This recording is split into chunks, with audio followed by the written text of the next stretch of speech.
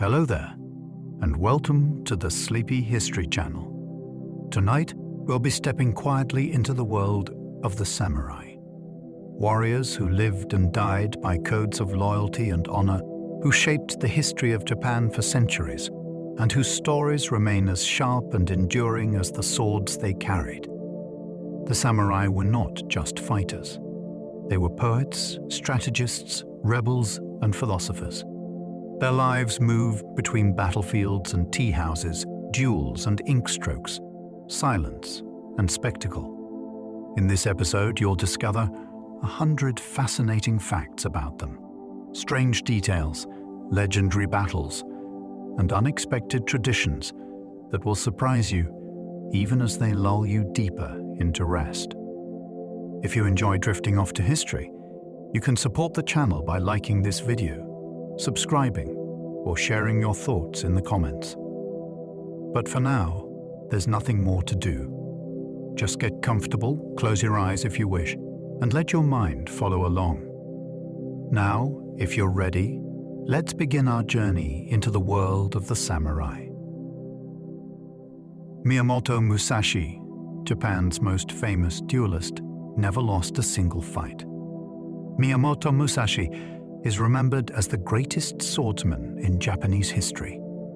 Born in the late 16th century, he fought more than 60 duels and is said never to have lost a single one. Musashi often defied tradition. In one famous duel, instead of arriving early to bow and prepare, he deliberately showed up late, unsettling his opponent. He carved a wooden sword from an oar and won the fight with a single blow. Musashi also pioneered the technique of fighting with two swords at once, a style that shocked his rivals. Later in life, he became a wandering Rōnin, writing a classic manual of strategy called The Book of Five Rings. He lived not only as a fighter, but as an artist, calligrapher, and thinker. His life became a legend, a reminder of the samurai spirit at its most unshakable. Samurai sometimes wore armor laced with human hair instead of silk. Samurai armor was often beautiful as well as deadly, tied together with cords of silk in vibrant colors. But not every suit was woven with elegance. Some warriors laced their armor with strands of human hair, taken from enemies or from the dead. The choice was partly practical. Hair was strong and available, but it also carried symbolic weight. Wearing the hair of others was a way of carrying power into battle, an unsettling trophy of conquest. When lacquered into place, the hair looked like dark, glistening cords winding across plates of steel. For opponents who saw such armor, the message was clear. This was a warrior who wanted to inspire fear before swords were even drawn. These grim details remind us that beneath the rituals of honor and discipline, the samurai world could also be brutally physical. The 47 Rōnin became legendary for avenging their fallen master. One of the most famous samurai stories in history is that of the 47 Rōnin. These were warriors left masterless after their lord was forced to commit seppuku, or ritual suicide. Bound by loyalty, they secretly plotted revenge for nearly 2 years. They disguised themselves as monks and merchants, hiding their true intentions. Finally, on a snowy night, they stormed the mansion of the man responsible for their lord's death. After a fierce battle, they killed him and presented his head at their master's grave. Having fulfilled their duty, they surrendered themselves, knowing the punishment would be death. All 47 were ordered to commit seppuku, which they did with dignity. Their story became a powerful symbol of loyalty and sacrifice, retold in plays, paintings, and countless legends. Even today, the graves of the 47 Rōnin are visited as a reminder of devotion beyond life itself. Samurai could behead an enemy with a single cut in battle. The sharpness of a samurai's sword was legendary. In the chaos of battle, a skilled warrior could cut down an enemy with one swift stroke, severing the head in a single motion. Such strikes were not just feats of power, but of precision. The blade had to land perfectly, angled and delivered with practiced speed. In duels, a clean beheading was seen as proof of mastery. Heads were sometimes taken as trophies, displayed after battles to prove victory. While it may seem brutal to us, this practice reflected the world samurai lived in, a place where honor, fear, and reputation were bound together. The ability to end a fight in one stroke also fit their philosophy. Combat was not about endless exchanges, but about decisiveness. One strike, perfectly placed, could settle the outcome of battle and seal the name of the warrior. Some samurai helmets were shaped like rabbits, crabs, or even sea demons. Samurai armor was more than protection. It was theater. Helmets, or kabuto, were sometimes made in strange and startling shapes. Some were topped with enormous horns, others with twisting crests shaped like crabs, rabbits, or even sea demons. These designs served multiple purposes.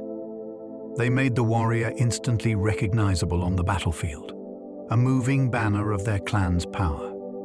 They also terrified enemies, turning the samurai into a creature of myth rather than just a man in steel.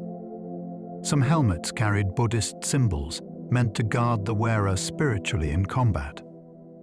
Others were simply bold displays of individuality, showing wealth, creativity, or a taste for intimidation. Against a backdrop of marching soldiers, a helmet crowned with monstrous antlers or sea creature claws would be unforgettable. The samurai who wore it made sure that their presence lingered in the minds of both allies and foes. The Battle of Sekigahara in 1600 decided who would rule Japan for centuries. In the year 1600, Japan was torn by rival clans seeking dominance. The Battle of Sekigahara became the decisive clash that ended this struggle. On one misty autumn morning, more than 150,000 warriors gathered on the fields of Sekigahara, making it one of the largest samurai battles ever fought. The battle raged with arrows, spears, muskets, and swords.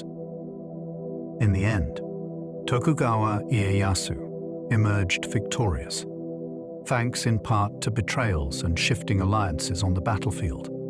His victory gave birth to the Tokugawa shogunate, a dynasty that would rule Japan for over 250 years. The battle not only decided who held power, but it also marked the beginning of a new era of peace, where the samurai adapted from warriors to administrators. The echoes of Sekigahara still resonate as the turning point that defined Japan's history for centuries to come. Some swords were believed to be cursed and drank the blood of their owners. While most samurai swords were revered as noble instruments of duty, some gained darker reputations. Legends grew around certain blades said to be cursed, hungering for blood and bringing misfortune to their owners. These stories often emerged when a warrior who carried a particular sword met a violent or unlucky fate. Some believed the steel itself carried a spirit, forged with emotions of anger, fear, or sorrow. A cursed sword might cause its owner to die in battle, betray their lord, or even take their own life. Such weapons were whispered about with dread, as though they were alive. Whether true or not, these tales remind us of how much reverence the samurai placed on their swords. They were more than tools, they were companions, symbols, and sometimes, in the darkest legends, hungry spirits of steel. The Mongol invasions of Japan tested the samurai against foreign armies. In the late 13th century, Japan faced a terrifying challenge: the Mongol invasions. Kublai Khan sent fleets of ships carrying tens of thousands of soldiers to conquer the islands. The samurai, accustomed to single combat and ritual duels, suddenly faced massed armies using unfamiliar tactics. The Mongols fought with bombs, flaming arrows, and coordinated cavalry charges. The battles were desperate, and at times, the Japanese seemed on the verge of defeat. But storms struck the Mongol fleets, wrecking hundreds of ships. The Japanese called these storms kamikaze, or divine winds, believing the gods had protected them. The invasions left deep scars and also lasting lessons. The samurai learned to adapt, to strengthen their defenses, and to see themselves as defenders of the nation, not just retainers of local lords. These encounters with foreign forces reshaped the way samurai saw war itself. Samurai sometimes tested new swords on the bodies of executed criminals. The sharpness and quality of a samurai sword could mean the difference between life and death in battle. To prove a new blade, some swordsmiths and warriors carried out grisly tests. They used the bodies of executed criminals, striking through them to see how cleanly the blade cut. Records were sometimes carved onto the tang of the sword, noting how many bodies it could slice in one stroke. A sword that cut flawlessly became a treasure, while one that failed could bring shame to its maker. Though disturbing, these practices show how seriously the samurai regarded their weapons. To them, a sword was more than a piece of steel. It was an extension of their spirit. And like the spirit, it had to be proven through trial. Even in death, the samurai demanded proof of perfection from the blades they carried. Some face masks were carved into terrifying snarls to hide fear. Alongside helmets and armor, samurai often wore menacing face masks called mengu. These masks could be carved into grotesque snarls, fierce grimaces, or even laughing demons. The purpose was partly psychological. They concealed the warrior's emotions, making it impossible for enemies to read fear or hesitation. They also made the samurai look inhuman, as though death itself had come to the battlefield. Some masks were lined with fabric for comfort, while others carried mustaches or teeth made of metal. Breathing holes and slots allowed speech, but the overall effect was eerie and unsettling. A samurai charging forward with a demon's face was meant to strike terror before blades even crossed. In a culture where honor and intimidation mattered as much as victory, the mask became another weapon, not for cutting or striking, but for unbalancing the enemy's mind. Samurai swords were folded up to 1,000 times during forging. The process of making a samurai sword was as much art as it was science. Swordsmiths began with layers of steel, heating, hammering, and folding the metal again and again. Some blades were folded hundreds, even up to 1,000 times, until the steel became strong, flexible, and almost free of flaws. Each fold removed impurities and distributed carbon evenly, creating a blade that could be razor-sharp yet remarkably durable. The smith's workshop was considered sacred, and rituals often accompanied the process, as though the sword were being born. When finished, the blade bore delicate wave-like patterns called heiman, marks of its inner structure that revealed the skill of its maker. For the samurai, these patterns were not just beautiful designs, but living proof of perfection in steel. A katana was believed to carry the very soul of its wielder, forged into every fold. The first samurai rose during Japan's Heian period, over 1,000 years ago. The samurai did not emerge suddenly as the noble warriors we picture today. Their origins can be traced back more than 1,000 years to Japan's Heian period, which lasted from the late 8th to the 12th century. At first, they were provincial guards and hired fighters, serving aristocrats who needed protection for their lands far from the imperial capital. These early warriors were less concerned with elegance or honor, and more with survival and skill in combat. Over generations, they became increasingly organized, forming family lineages and regional clans. Their influence grew, especially as central imperial power began to weaken. By the end of the Heian period, the samurai had transformed from local enforcers into a distinct warrior class. They were no longer simply protectors of land. They were a rising force that would soon dominate Japan's politics, culture, and identity for centuries to come.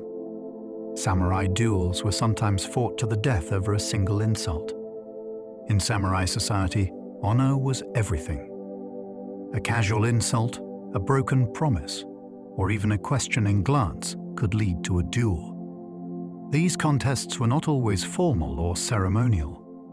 Often they erupted suddenly, in streets, fields, or outside tea houses, sparked by anger or wounded pride.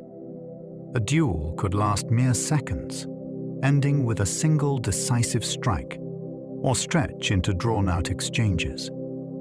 The stakes were life and death, and both warriors understood that to withdraw was to lose honor.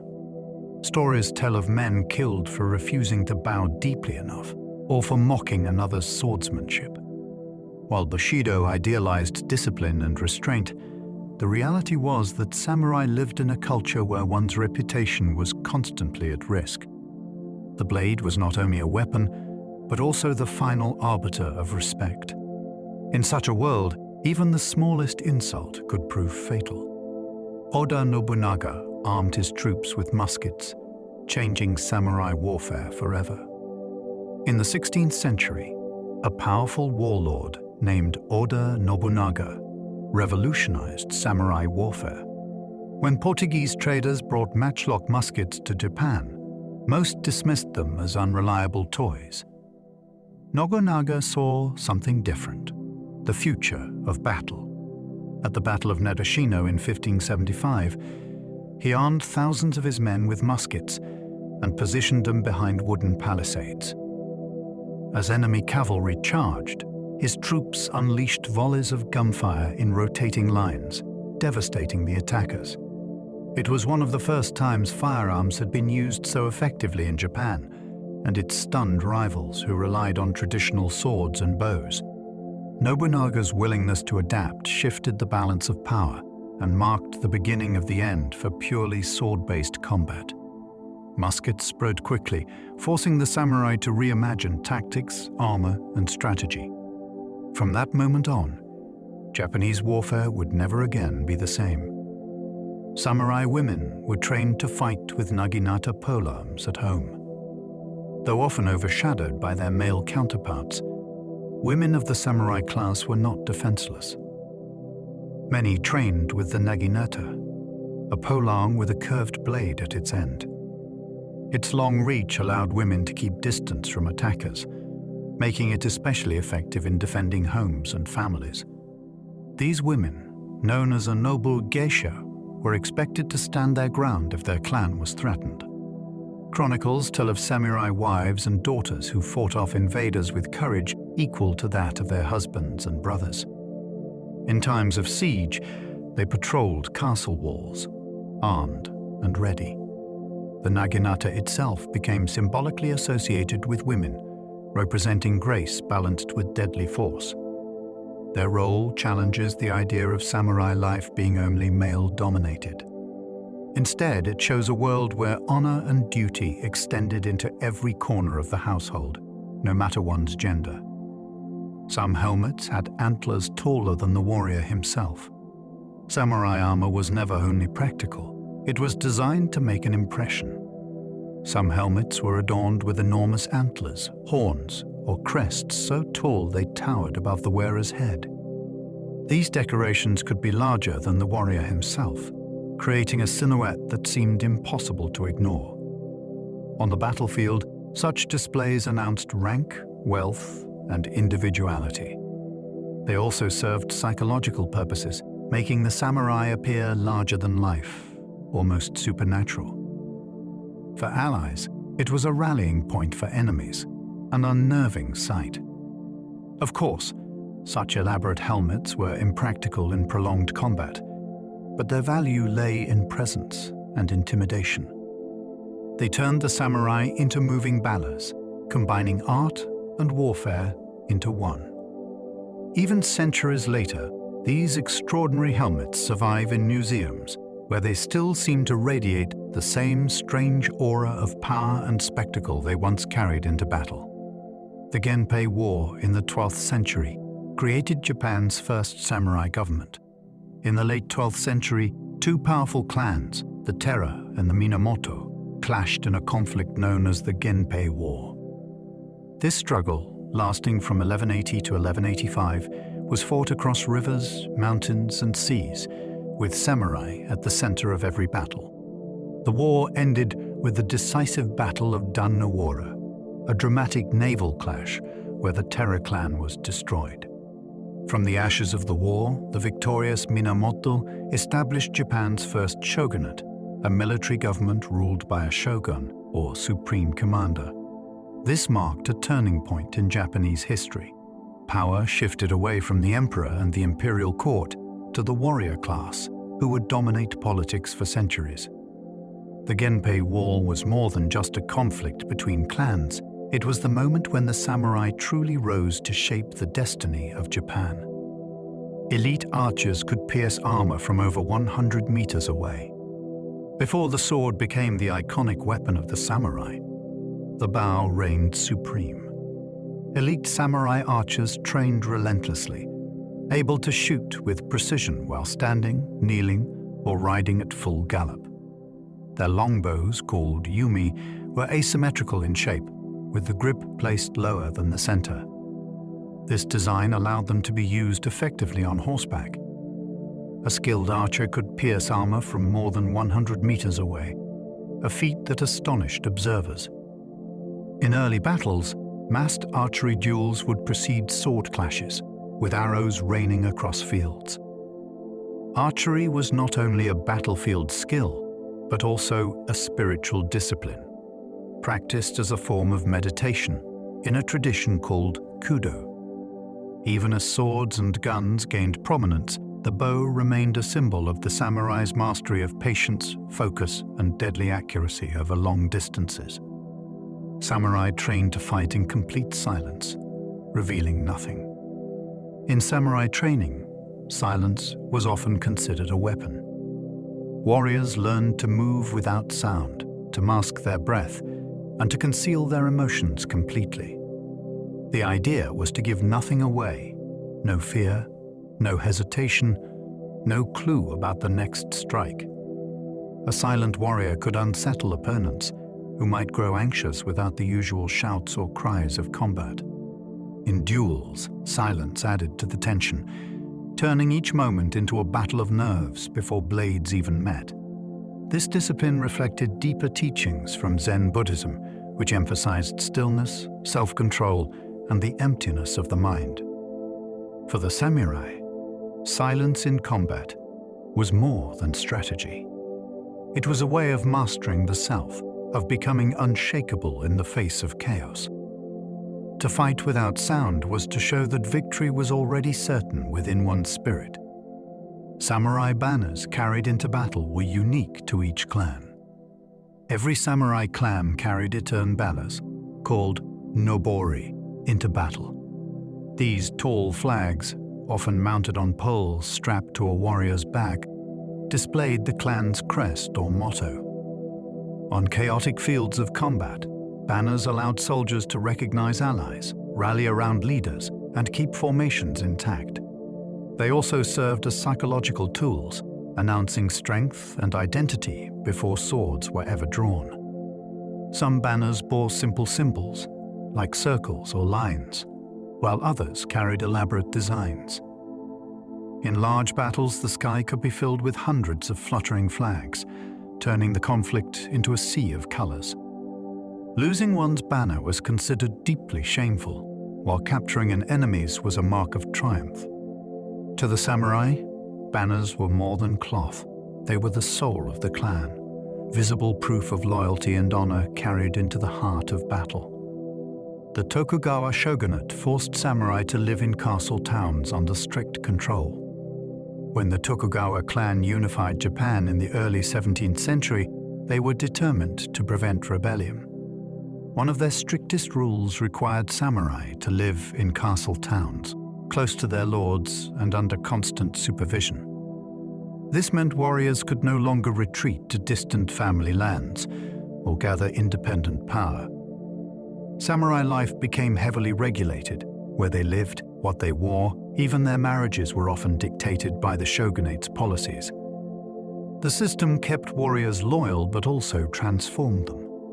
Many spent their days not on the battlefield, but in administrative roles, serving as scribes, tax collectors, or guards. While their swords remained symbols of status, daily life became more structured and less violent.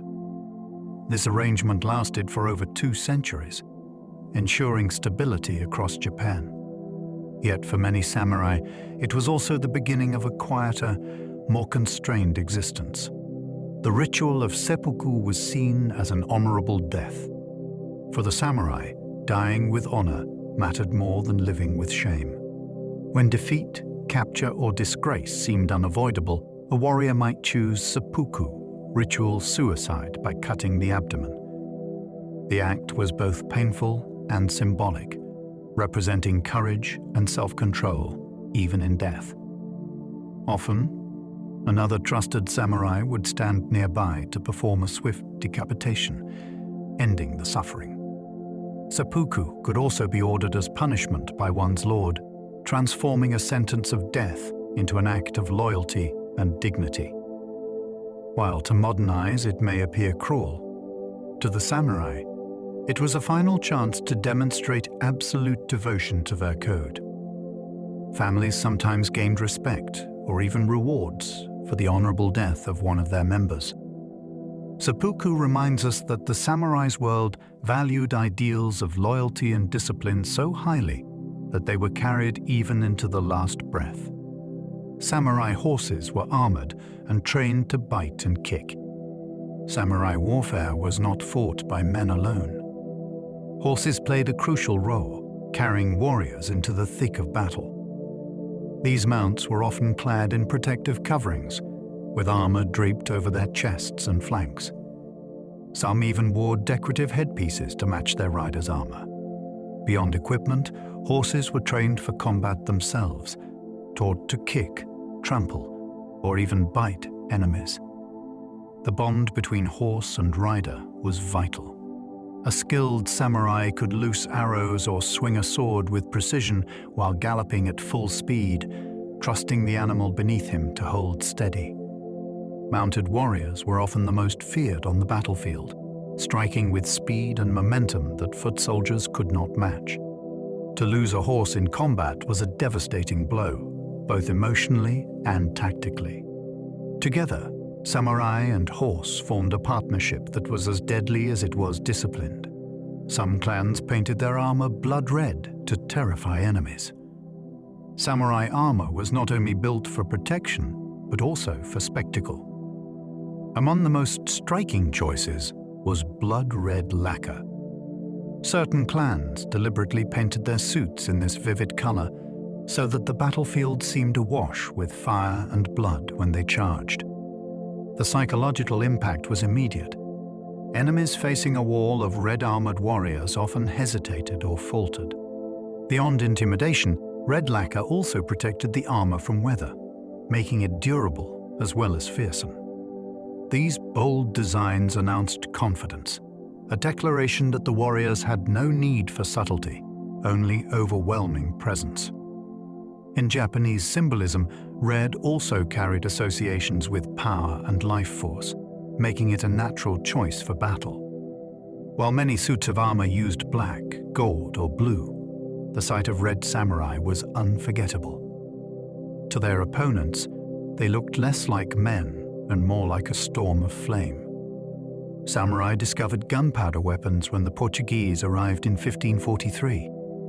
The arrival of Portuguese traders in Japan during the year 1543 changed samurai warfare forever.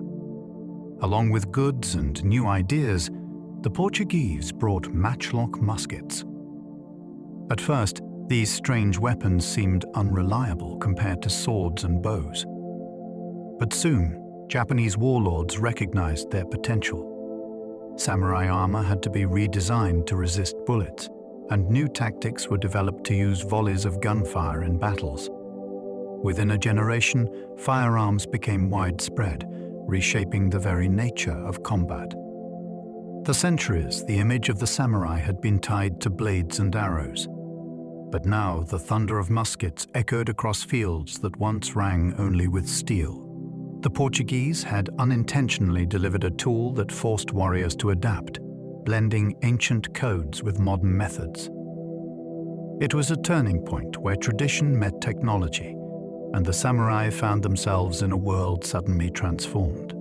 The code of bushidō was shaped by both Confucian and Zen ideas. Bushidō, the way of the warrior, became the guiding philosophy of the samurai.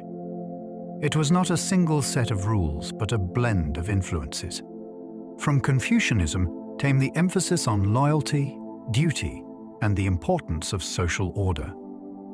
From Zen Buddhism came teachings of calm, mindfulness, and acceptance of death. Together, these ideas shaped a code that demanded discipline in both thought and action. Samurai were expected to live with restraint, avoid unnecessary cruelty, and remain utterly faithful to their lord. They studied not only weapons, but also calligraphy, poetry, and philosophy, seeing refinement as part of strength. Bushido was idealized more strongly during times of peace, when samurai sought to define their role beyond combat. Even though not all lived up to its ideals, the code left a lasting impression, influencing Japanese culture long after the samurai age ended.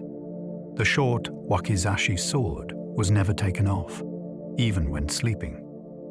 Samurai were always armed, even in their most private moments.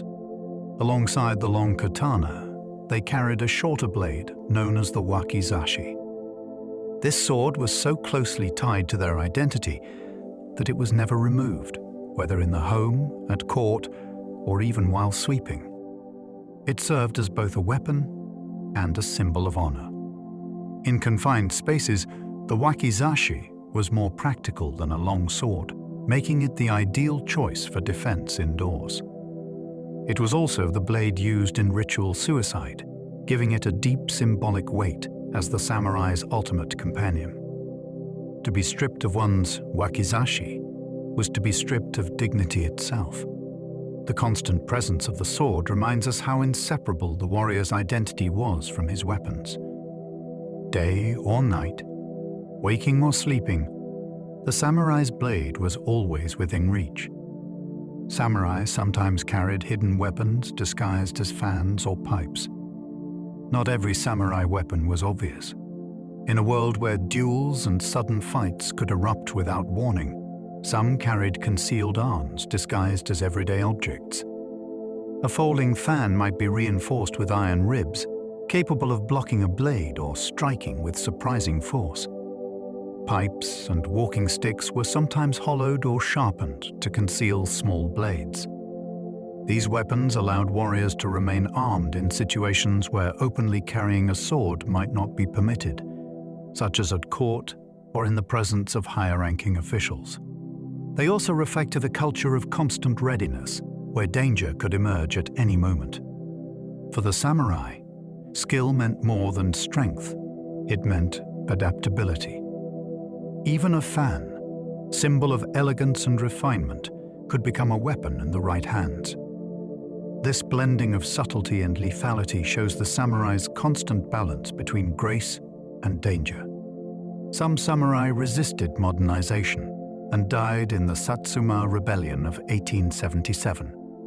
By the late 19th century, Japan was changing rapidly, adopting modern weapons, industry, and politics. For many samurai, these changes meant the end of their way of life. In 1877, a group of traditionalist warriors launched the Satsuma Rebellion, seeking to preserve their honor and role in society. Armed with swords, bows, and old rifles, they faced the modern imperial army equipped with artillery and modern firearms. The clash was brutal and one-sided. Despite their courage, the samurai were overwhelmed, and their leader, Seigo Takamori, chose to die by ritual suicide rather than surrender. The rebellion became the final chapter of the samurai era.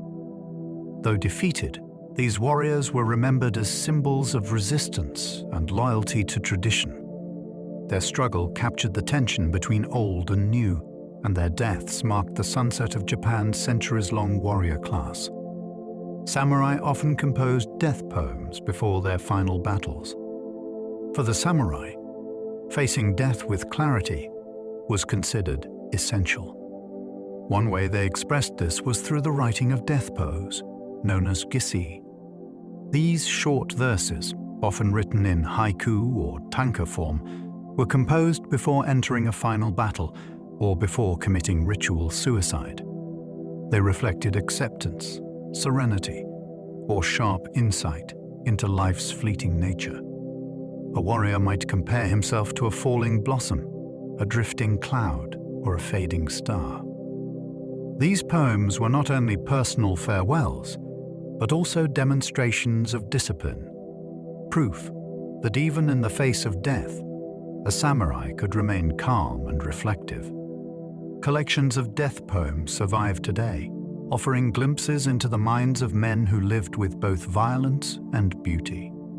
To read them is to sense the stillness a samurai sought as he prepared to meet his end with dignity. Samurai armor was built to withstand arrows and even early bullets. Samurai armor, called yuroi, or later tosai gusoku, was carefully crafted to balance mobility with protection. Early suits were designed to deflect arrows, the primary weapon of war before the dominance of the sword. Plates of iron or hardened leather were laced together with silk cords, creating a flexible shell that could bend without breaking. When firearms arrived in the 16th century, armorers adapted again.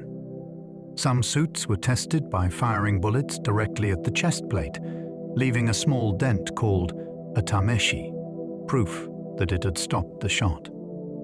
These bullet-tested suits became prized possessions, showing both craftsmanship and resilience.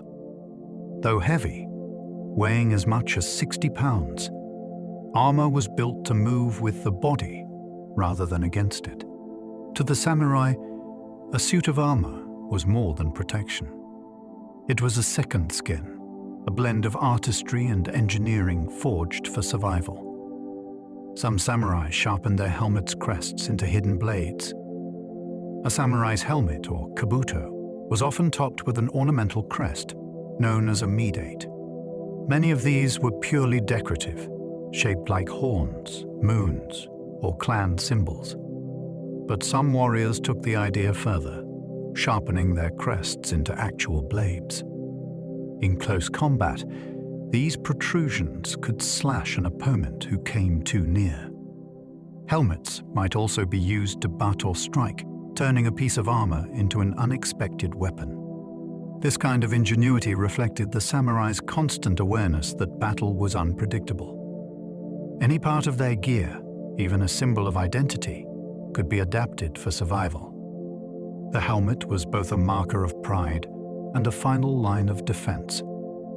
By sharpening its crest, a warrior showed not only boldness, but also a willingness to blur the line between ornament and lethality. Even beauty could be deadly on the battlefield. Samurai sometimes used smoke bombs to confuse enemies. While the samurai are often remembered for their elegance and discipline, they were also practical and inventive. In battle, some warriors carried small smoke bombs made from gunpowder and natural ingredients. When lit, these devices produced thick clouds that could obscure vision, break formations, or allow a quick retreat. In sieges, smoke might fill castle courtyards, sowing chaos among defenders. The tactic may seem out of place alongside swords and bows, but it reveals a deeper truth. Victory mattered more than ritual. The samurai embraced strategy as much as strength, drawing from lessons in Chinese and Japanese military texts. A battlefield was a shifting space of confusion, and those who could control the senses of the enemy gained the upper hand. Smoke bombs were one of many tools that proved the samurai were not only fighters, but also tacticians willing to use every advantage they could. Many samurai became bureaucrats during times of peace, trading swords for pens. After centuries of war, Japan entered a long period of peace under the Tokugawa shogunate. For the samurai, this change meant that their traditional role as warriors began to fade. Without constant battles, many were reassigned to administrative duties, collecting taxes, overseeing land, or keeping records. Their swords remained symbols of status, but their daily tools were brushes and ink rather than blades. Some embraced this shift, becoming scholars, teachers, or officials. Others resented it, feeling that their martial spirit was being dulled. Over generations, the samurai evolved from a class of warriors into something closer to a noble bureaucracy. Yet the ideals of discipline, loyalty, and honor persisted. Even in peaceful roles, the warrior ethos remained. This transformation reveals how adaptable the samurai were, reshaping their identity to fit a changing Japan while still clinging to the symbols of their past. Some warriors painted their teeth black to appear more fearsome. Among the stranger practices of samurai culture was ohaguro, the blackening of teeth. Using a mixture of iron filings, vinegar, and other ingredients, warriors and nobles stained their teeth until they shone jet black. For men, the effect was intimidating, adding to the grim appearance of armored faces behind masks. For women of the samurai class, it was a mark of refinement and beauty. The practice had both practical and symbolic purposes. The coating helped prevent tooth decay, but it also signaled status, separating the upper classes from commoners. In battle, the sight of a snarling mask paired with gleaming black teeth could unsettle opponents, making the samurai look less human and more like a figure from legend. Though strange to modern eyes, ohaguro reflected the way appearance was carefully cultivated in samurai society. Every detail was part of the performance of power.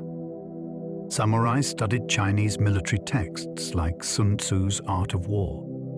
The samurai did not rely on instinct alone in battle. They studied strategy and philosophy, often turning to Chinese classics for guidance.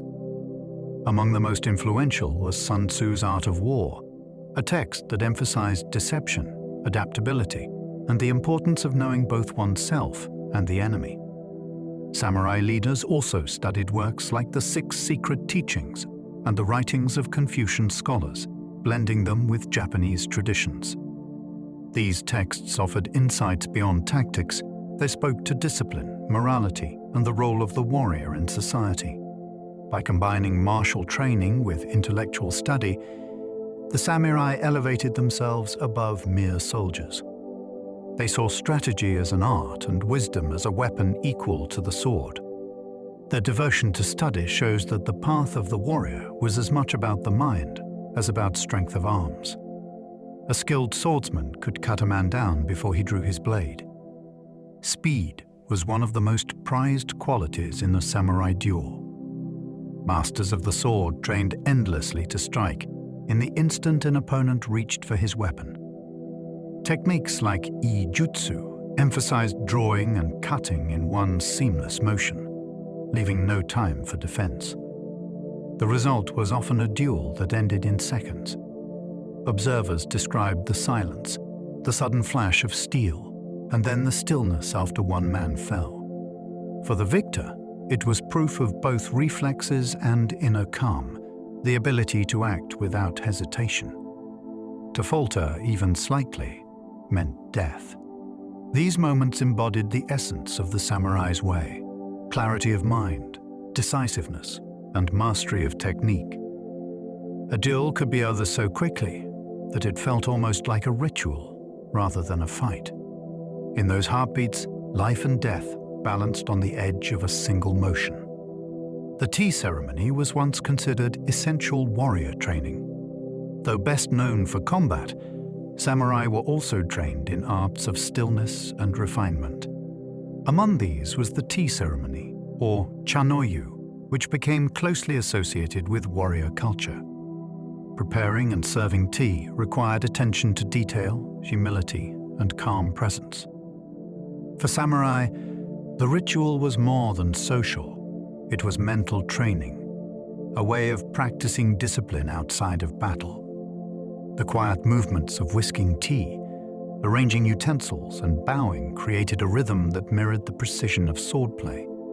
In the 16th century, the tea master Sen no Rikyu taught that the ceremony embodied harmony, respect, purity, and tranquility, values deeply resonant with bushidō.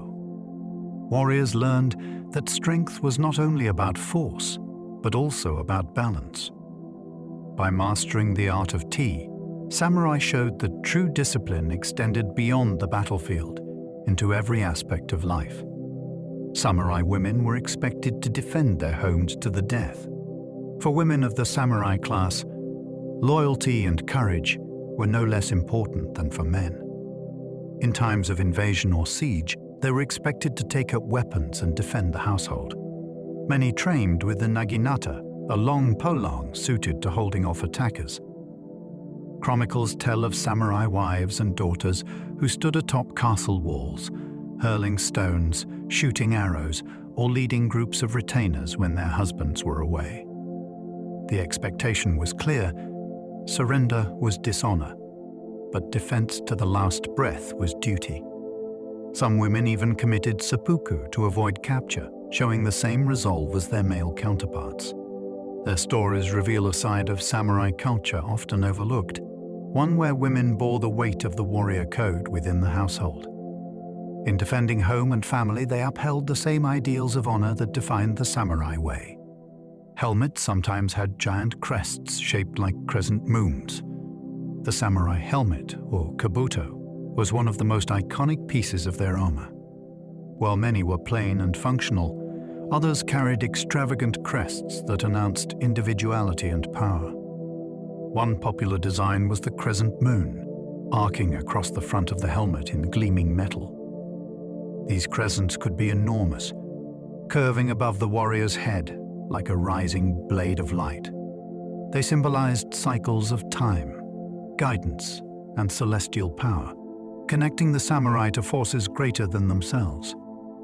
On the battlefield, such helmets made their wearers instantly recognizable, rallying troops and intimidating foes. Combined with armor polished in lacquer, a samurai wearing a crescent moon helm would cut a striking silhouette against the sky. These designs remind us that war in samurai Japan was as much about presence and symbolism as it was about steel. Every crest told a story of identity and ambition. Some warriors shaved their heads to keep helmets secure. The samurai hairstyle was more than fashion, it was practical. Many shaved the tops of their heads, leaving only a long strip of hair tied into a topknot, or chonmage. This unusual style ensured helmets fit snugly without slipping during battle. Sweat and long hair could make armor uncomfortable, so shaving improved comfort as well. Over time, the look became a mark of status, instantly identifying someone as a member of the warrior class. It was both a badge of honor and a necessity of combat. When the samurai era ended, the government eventually banned the hairstyle, symbolizing Japan's shift into modern times. But in portraits, scrolls, and preserved helmets, the top knot remains an enduring image of the samurai's distinct identity. Something as simple as a haircut became a symbol of discipline, practicality, and belonging to a tradition that lasted for centuries.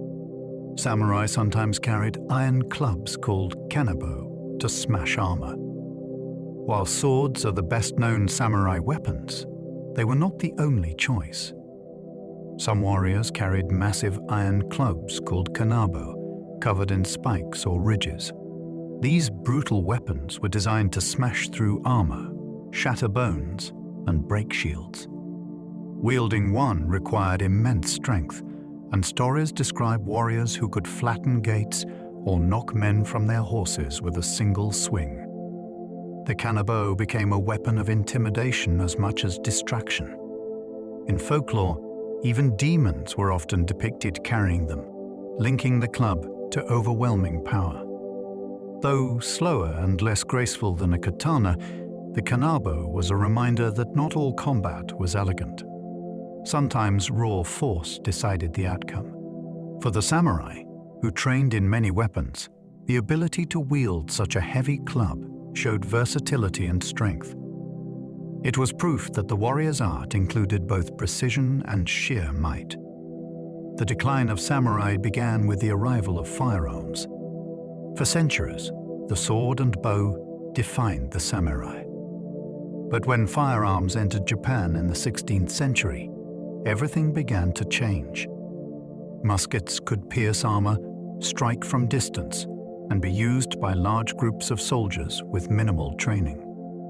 The traditional image of two warriors meeting in single combat began to fade, replaced by mass volleys of gunfire. As firearms spread, armor had to adapt, but no steel could withstand bullets forever. Samurai found themselves adjusting tactics, leading infantry instead of fighting as lone champions. Over time, the symbolic power of the sword grew even as its practical use diminished. By the 19th century, modern armies with rifles and artillery rendered the samurai obsolete.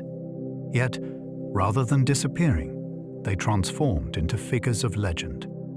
The decline of their battlefield role only deepened their mystique, turning them into enduring symbols of honor and tradition.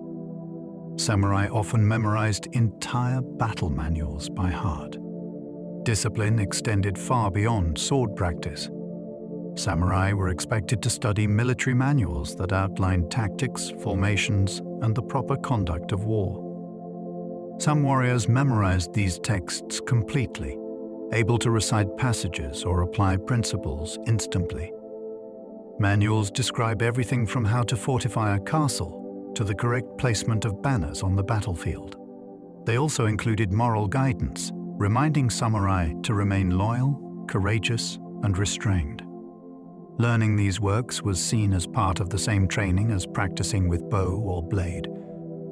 Knowledge of strategy was considered just as important as skill in combat. A commander who lacked understanding of these principles was unworthy of leadership. By committing manuals to memory, samurai preserved the teachings of past generations, ensuring that the art of war was handed down intact. In this way, the wisdom of old masters lived on within each new warrior. Samurai armor sometimes jingled loudly to unnerve enemies. Most armor was designed to be quiet, but some samurai deliberately wore suits that jingled or rattled. The clinking of metal plates and chains would echo as they marched, announcing their approach like a rolling drum. The sound served as psychological warfare, reminding opponents of the disciplined force closing in. In night battles, the jingling could strike fear before the enemy even saw the warriors. It was the opposite of stealth, a deliberate embrace of noise as a weapon.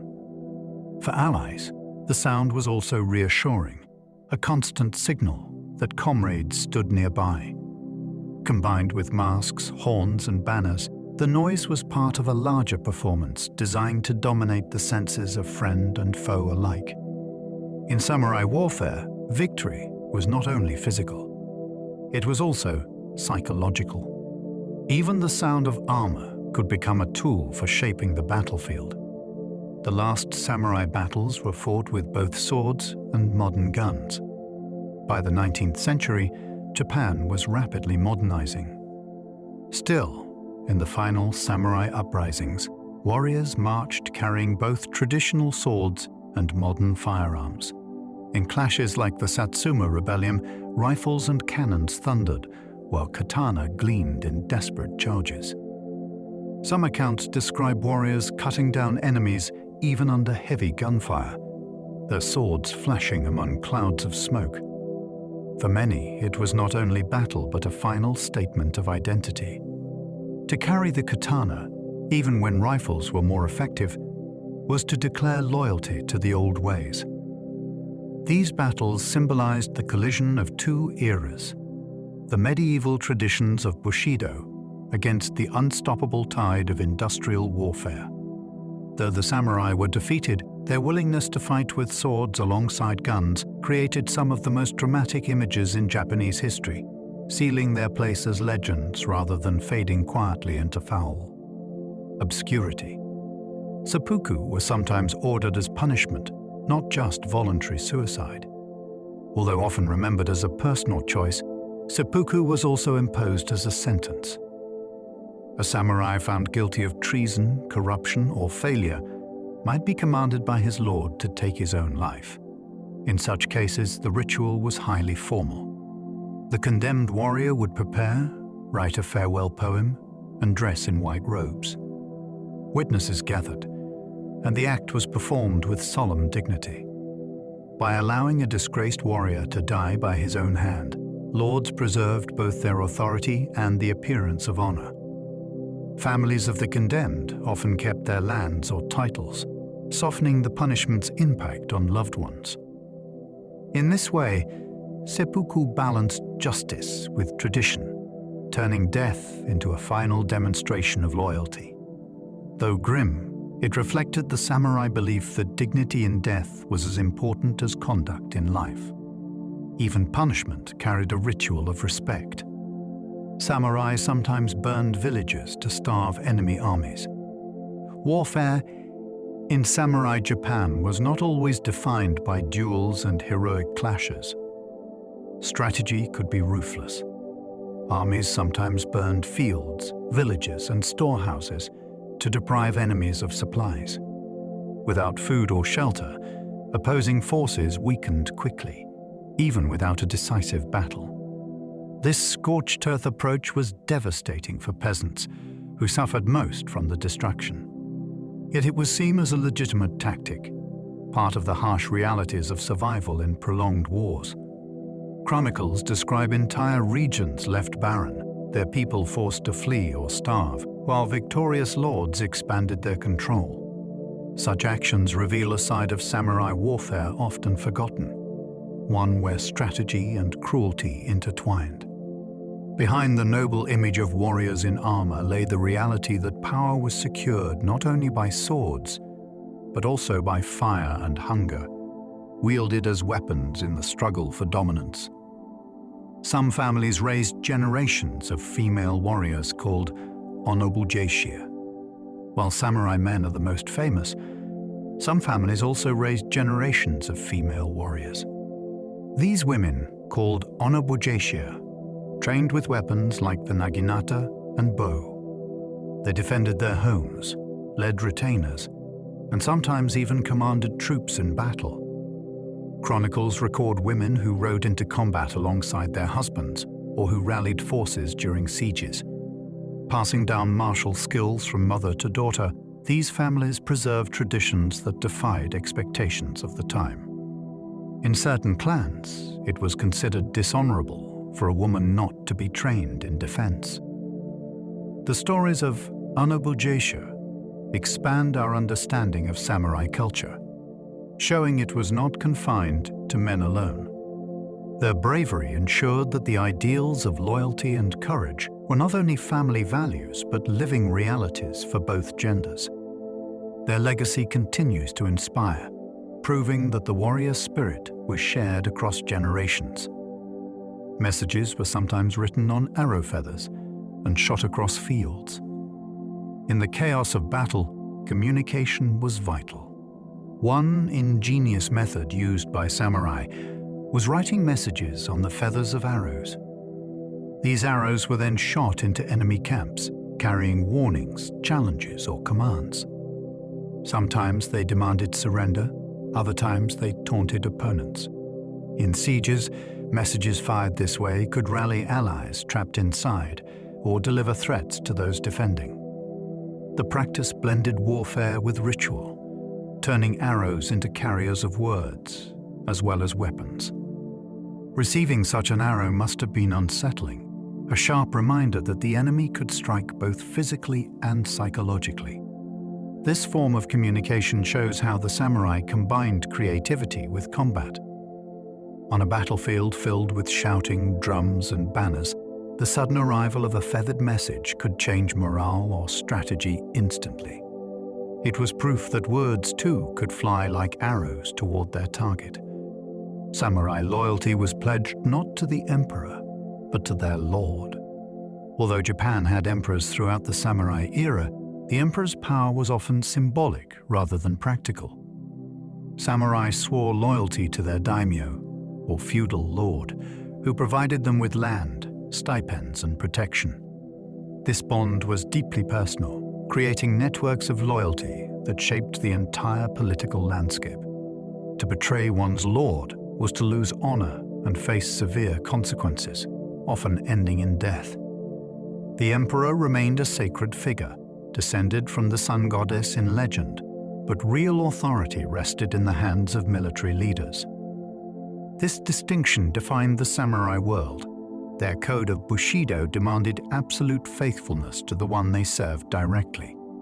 Over centuries, this system created both stability and conflict, as competing lords clashed for dominance. Loyalty was the glue that bound samurai to their masters, and sometimes the chain that dragged them into ruin. Some helmets had built-in horns meant to clash with others. Samurai helmets were not always delicate works of art. Some were designed with practical, if brutal, features. Certain helmets carried horns or protrusions built for direct clashes, allowing warriors to collide headfirst in combat.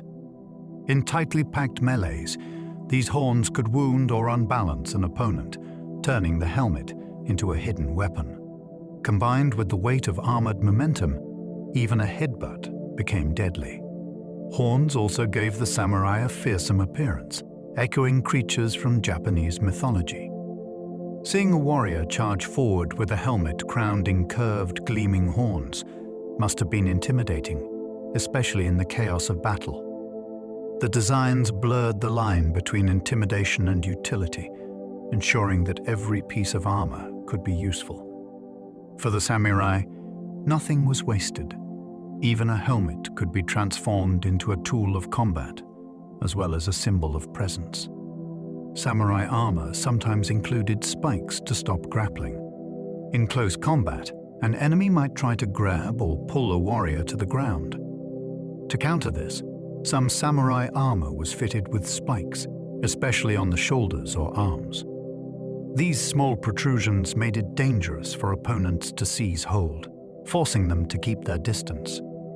The spikes were not large enough to hinder movement, but they served as subtle defenses, discouraging wrestling or holds. This adaptation reflected the constant evolution of samurai gear, shaped by centuries of conflict.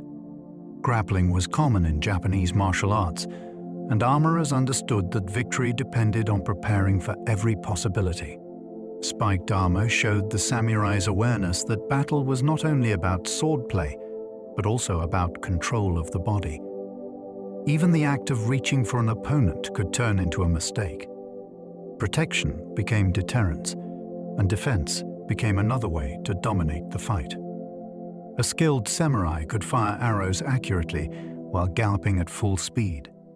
Archery was central to the earliest samurai, and perhaps their most celebrated skill was yabusame, horseback archery. Warriors trained to guide their horses with their knees, while drawing longbows nearly as tall as themselves.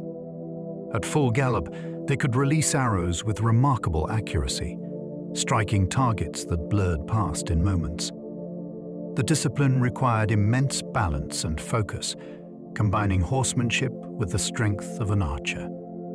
Yabusame was not only a battlefield skill, but also a ritual practice, performed at shrines to demonstrate devotion and control. Hitting targets while riding at speed symbolized harmony between rider, horse, and bow. Observers described the silence before the shot, the thunder of hooves, and then the sudden whistle of an arrow cutting the air. This blending of speed and precision became one of the iconic arts of the samurai, proving their mastery of body and spirit alike. Forging a master blade could take months of work. The creation of a katana was not rushed. Master swordsmiths spent months shaping, folding, and tempering the steel. Each step required skill passed down over generations, smelting the iron, layering the metal, heating it to the perfect glow, and hammering it with precise rhythm. Clay was carefully applied along the blade before quenching, controlling how the steel cooled and giving the sword its distinctive curved shape. This process also created the shimmering heiman, the wave-like line along the edge that marked the meeting of hard and soft steel. The result was a weapon both sharp and resilient, capable of cutting cleanly without breaking. For many smiths, the act was spiritual. They worked in quiet, as though conducting a ritual, believing the blade carried a spirit of its own.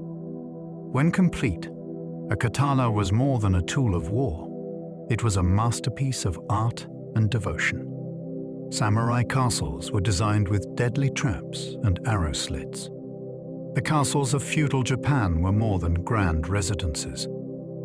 They were fortresses built for war. Thick stone walls sloped outward to deflect climbing attackers, and narrow windows called yazama allowed defenders to fire arrows while remaining shielded. Some castles had hidden compartments, false floors, or trapdoors that could confuse or ambush intruders. Steep, twisting stairways forced attackers to slow down, making them easy targets. In sieges, these defenses could mean the difference between survival and defeat. Yet castles were also symbols of power, towering above towns and countryside as visible reminders of a lord's authority. For the samurai who defended them, the architecture itself became a weapon, turning stone and wood into part of their arsenal. Even in times of peace, the looming walls of a castle reminded everyone who held power. To approach such a fortress uninvited was to risk entering a carefully designed trap. Samurai poetry and calligraphy were considered signs of refinement and discipline. The samurai were expected to cultivate not only strength, but also elegance.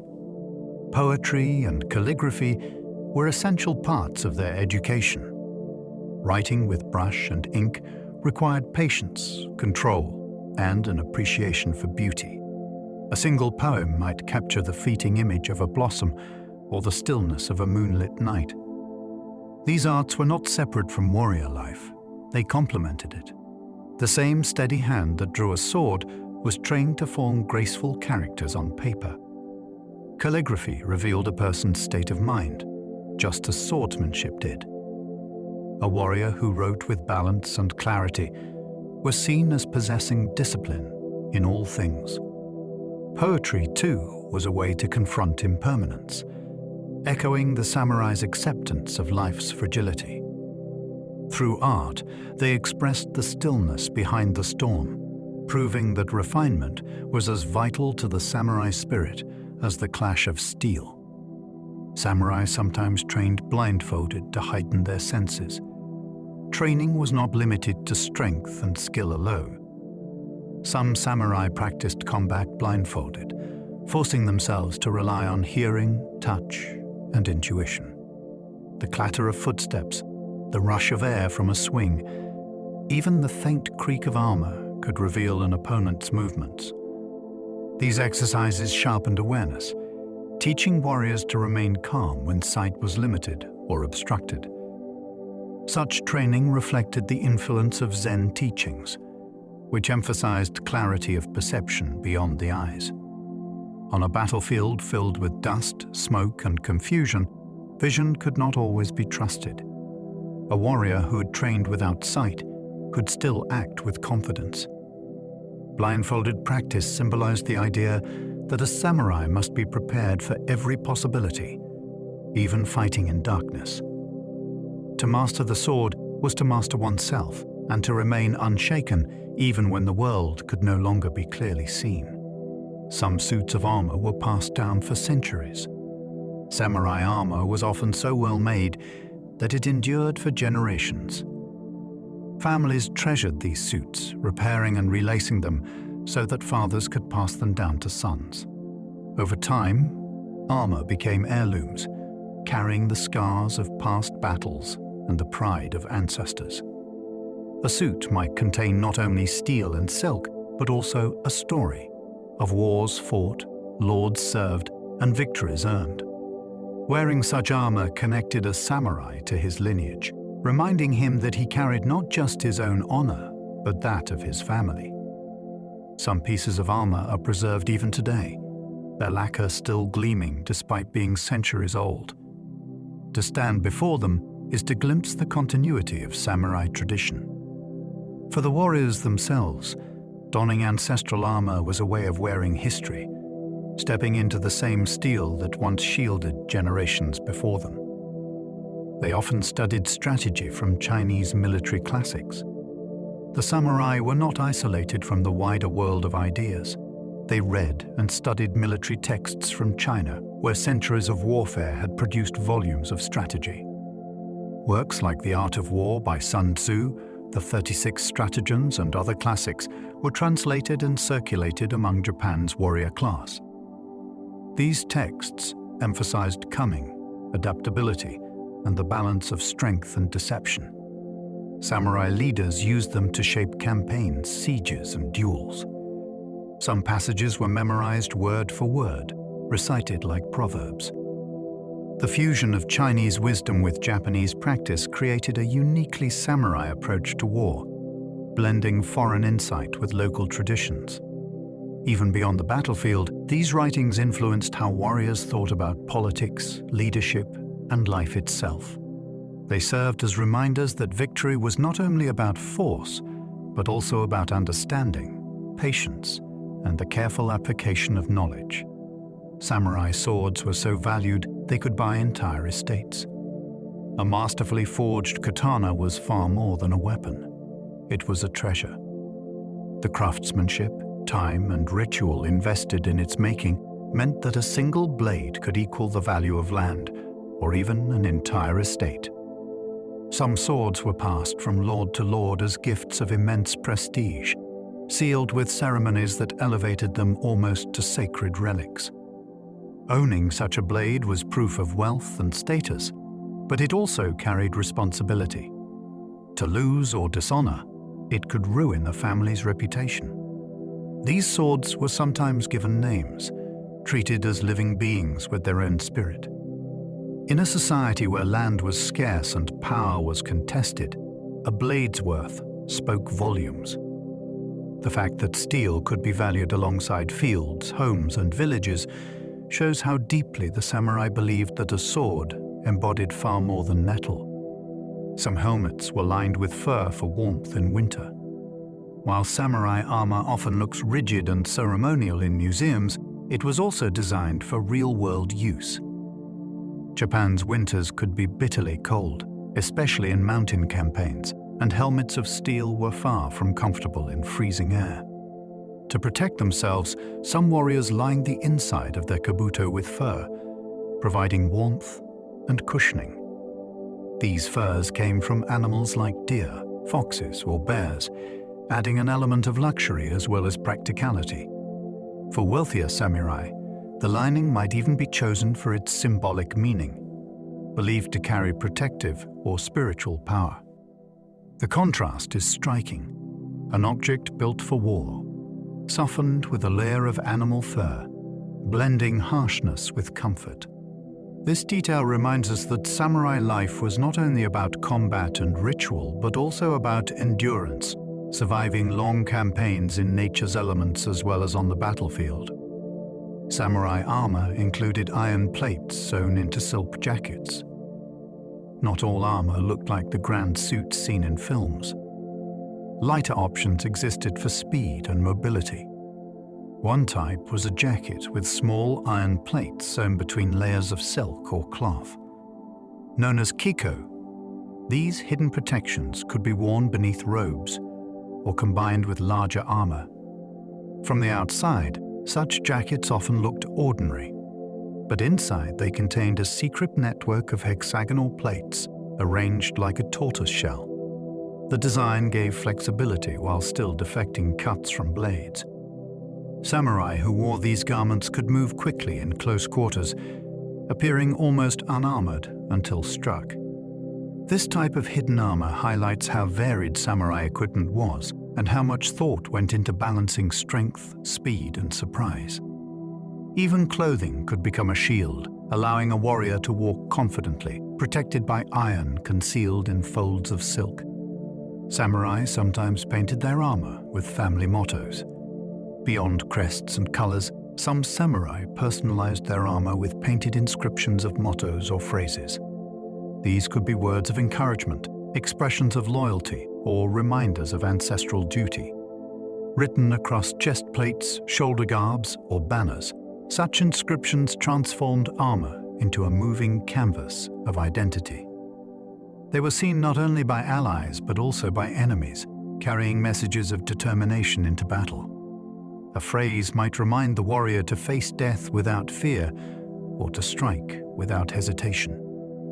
These mottos connected the individual to the legacy of their clan, turning steel into a declaration of lineage. In a world where reputation meant survival, such inscriptions were both practical and symbolic. They reminded the samurai that every action reflected more than themselves. It reflected the family, the ancestors, and the name they carried into every clash of war. Some samurai fought with giant wooden mallets instead of blades. Not every warrior carried a sword. Some used massive wooden mallets called ono, or war hammers, often reinforced with iron. These weapons looked simple but could shatter shields, break doors, and crush armor with sheer force. They were especially useful in sieges, where breaking defenses mattered more than elegance. The sight of a samurai swinging such a weapon was terrifying, its weight capable of knocking men to the ground with a single strike. In folklore and art, warriors wielding giant hammers often symbolized raw strength and determination, balancing the refined image of swordmasters. For the samurai, versatility was key. Whether carrying a blade, bow, or heavy mallet, they were expected to adapt to whatever the situation required. These mallets remind us that beneath the iconic image of the katana lay a much broader world of weaponry, where even wood and iron could rule the battlefield. Samurai often trained in archery contests that lasted for days.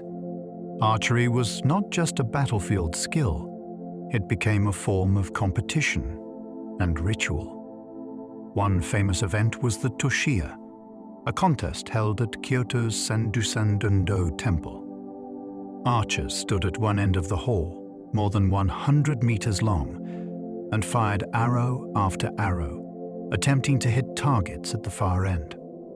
The contests could last for days, with archers loosing thousands of arrows without pause. Success required not only skill but endurance and mental focus. Records tell of warriors who shot over 8,000 arrows in a single day. These events were both religious offerings and public spectacles, drawing crowds to witness feats of precision. For the samurai, such contests embodied discipline and persistence. They were opportunities to prove mastery outside of war, showing that patience and determination mattered as much as raw strength. In silence and repetition, they honed both body and spirit. Armor plates were sometimes inscribed with prayers for protection. For the samurai, armor was not only a shield of steel, but also a vessel of belief. Some warriors had Buddhist sutras, Shinto prayers, or personal charms inscribed on their armor plates. The words were etched or painted inside, close to the body, where they might be unseen, but always present.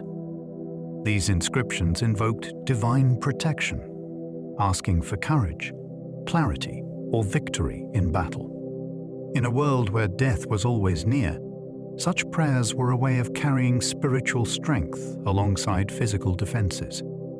For some, it was as though the armor itself became sacred, blessed with words that turned iron into a guardian spirit. These small details reveal how samurai balanced ritual with practicality, seeking protection not only through craft but also through faith. To wear armor inscribed with prayers was to step onto the battlefield armored by both steel and the unseen power of belief. Samurai sometimes tattooed protective symbols on their bodies. Alongside their armor and weapons, some samurai carried protection etched into their very skin. Tattoos of Buddhist guardians, mythical beasts, or protective symbols were believed to ward off danger and give strength in battle. Unlike decorative tattoos of later Japanese culture, these markings were often hidden beneath clothing and armor, private talismans for the warrior alone. In moments of fear or exhaustion, a glance at the ink could remind a samurai of courage or divine support. The practice was not universal, and in later centuries, tattoos became associated with outcasts rather than elites. But for some warriors, they were sacred bonds. Carving protection into one's own flesh showed a willingness to carry faith permanently. These tattoos remind us that the samurai's search for security extended beyond steel, into rituals, prayers, and even the permanence of ink beneath the skin. They trained with wooden swords that would still kill with one blow. In practice halls, samurai often used wooden swords called bokken. While safer than steel, these weapons were far from harmless. A strike from a bokken, delivered with full force, could break bones, crack skulls, and even kill. Stories tell of masters who defeated opponents in duels using only wooden blades, proving that skill outweighed material. Training with bokken allowed warriors to practice techniques with speed and intensity while reducing the risk of cutting injuries. For students, it was a reminder that even practice carried danger, discipline, and respect were essential. The bokken also became a symbolic weapon in its own right, representing mastery over control and restraint. In the hands of the true swordsman, even wood was deadly. The enduring use of wooden swords shows that the samurai's art was never only about the sharpness of steel, but about the sharpness of skill. Some castles had walls sloped to deflect arrows and bullets. Samurai castles were marvels of defensive design. Instead of building walls straight up, many were constructed with outward-sloping bases of stone, known as ishigaki. These angled surfaces served multiple purposes. They made climbing difficult, prevented erosion, and helped deflect incoming arrows or bullets. Attackers attempting to scale the walls found themselves slipping or exposed to defenders above. At the same time, defenders could rain down arrows, rocks, or boiling water from secure positions. These slopes were part of a broader system of layered defenses, including moats, gates, and winding paths designed to confuse enemies. The elegance of the design matched its effectiveness, blending architectural beauty with deadly practicality. Today, many castle ruins in Japan still preserve these stone walls, standing as silent reminders of the samurai era. Even without their towers and gates, the sloping stones tell the story of warfare written into architecture. Some samurai carried tanto daggers hidden in their sleeves. The tanto was a small, straight-bladed dagger, often no longer than a man's forearm. While it could be carried openly, some samurai concealed it within the folds of their robes or sleeves. The blade was useful in close quarters where a long sword could not be drawn, and it also served as a last line of defense if disarmed.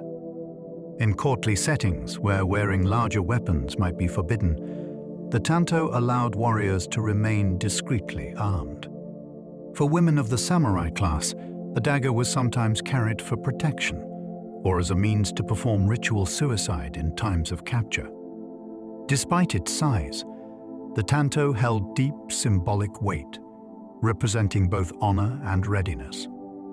In moments of crisis, it reminded warriors that even when stripped of armor and sword, they were never truly defenseless. The dagger was a quiet, constant shadow of the samurai spirit. Samurai sometimes wore masks shaped like demons from folklore. Masks, or mengu, were often designed to intimidate, but some went further, crafted into the likeness of demons from Japanese folklore. Fierce faces with bulging eyes, snarling teeth, or devilish grins transformed samurai into otherworldly figures on the battlefield. These masks blurred the line between man and spirit, projecting the idea that the warrior embodied supernatural power. For enemies, the sight of such a mask in the chaos of combat could be terrifying. For the wearer, it was a shield not only for the face, but also for the emotions, fear, or doubt could be hidden behind an unchanging expression of wrath. Some masks even carried mustaches or exaggerated noses, adding strange personality to their menace. In every case, they reinforced the samurai's role as both soldier and symbol, reminding allies and opponents alike that war was as much about presence as it was about steel. The distinctive samurai top-knot hairstyle signaled their rank. The samurai's hairstyle, known as the chonmage, became one of their most recognizable features. The top of the head was shaved, while the remaining hair was oiled and tied into a knot at the back. Though practical, the shaved crown helped helmets fit securely. The style also carried social meaning. The size and neatness of the knot could signal rank and refinement, separating samurai from commoners. Over time, it became a visual mark of class, instantly identifying someone as a member of the warrior elite. When Japan modernized in the 19th century, the government eventually banned the top knot as part of reforms meant to break with old traditions. Yet its image endures, preserved in scrolls, prints, and films. To see the silhouette of a samurai's top knot is to recognize not just a hairstyle, but a symbol of identity, discipline, and belonging. Samurai children began weapons training at age 5. The life of a samurai began early. From the age of 5, children of the warrior class were introduced to weapons, discipline, and the expectations of their role. Training started with wooden swords, archery practice, and lessons in etiquette. They were taught to bow correctly, sit in formal posture, and speak with respect, reflecting the code of bushidō even in daily life. Stories tell of young boys being awakened at night to test their alertness or being sent into dark rooms to confront fear. Girls of samurai families too received training, especially with the naginata, to defend their homes. By adolescence, many were already proficient with sword, bow, or spear. This early start ensured that by adulthood, a samurai's skills were second nature. Their entire upbringing was shaped around one purpose: to embody loyalty, courage, and the discipline of the warrior tradition from the very first years of life. Some samurai practiced cutting through multiple straw mats at once. To test their skill and strength, samurai practiced tameshigiri, the art of cutting rolled straw mats with a single stroke. These mats, when soaked in water, mimicked the resistance of flesh and bone. Masters of the sword could slice through several layers at once, sometimes even cutting multiple targets in succession without slowing. The exercise demanded perfect form, angle, grip, and follow-through. All had to align. Mistakes would cause the blade to stick or the cut to fail, exposing flaws in technique. While it may sound simple, true mastery was rare, and even small imperfections were revealed in the clean or jagged edges left behind. Beyond training, such cutting tests symbolized precision and control, reminding warriors that victory depended not on brute force alone, but on the harmony of body, blade, and spirit. Each stroke was a meditation as much as an act of practice. Samurai women sometimes committed seppuku rather than be captured. The code of honor applied not only to men. Women of samurai families, when faced with defeat or capture, sometimes chose to take their own lives in acts of seppuku. Unlike men who typically used the short wakizashi sword, women often carried a small dagger called a kaikon. They would retreat to private quarters, bind their legs together to remain dignified, and end their lives to avoid the shame of capture. These acts, though tragic, were seen as demonstrations of courage and loyalty. They preserved family honor and denied enemies the satisfaction of taking them alive. Chronicles and plays recount stories of women who faced their deaths with the same composure as their husbands or fathers. In these moments, the samurai ideal of dignity in death was upheld across genders, revealing how deeply the code of honor permeated every corner of the warrior household. Some armor suits had secret compartments for documents or money. Samurai armor was not only protection, but also practical equipment for long campaigns. Some suits were built with hidden compartments within the layers of plates or under flaps of cloth. These spaces could hold small documents, folded letters, or even coins. In times of war, when carrying a chest or pouch was impractical, such compartments allowed warriors to safeguard crucial information or valuables directly on their bodies. They also served as hiding places for charms, prayers, or personal tokens. The existence of these secret spaces reveals that samurai life was not only about combat, but also about strategy, logistics, and survival. To wear armor was to carry one's identity, one's protection, and sometimes one's secrets. A warrior walking into battle might be armored not just with steel, but with messages, wealth, or words that could decide the outcome of war as surely as a sword. A samurai's family crest was displayed on his armor.